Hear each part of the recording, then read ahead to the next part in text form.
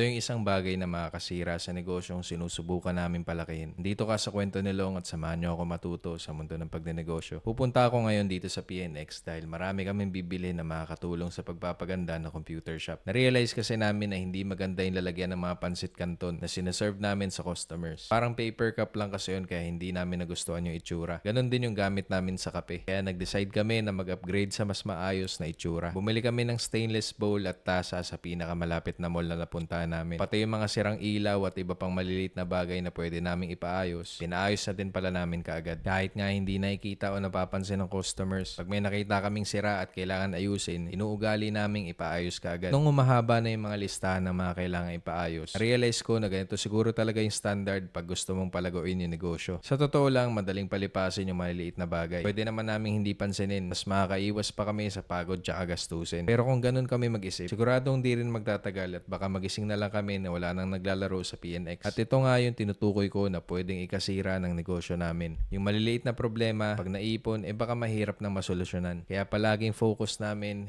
gawin kung ano yung magpapaganda sa experience ng mga customers habang nasa loob sila ng shop. Maliit na improvement man yan o malaki, napapansin man nila o hindi. Dahil ang negosyo, hindi yan basta-basta bumabagsak ng biglaan. Kadalasan, unti-unting nasisira dahil sa paulit-ulit na kapabayaan.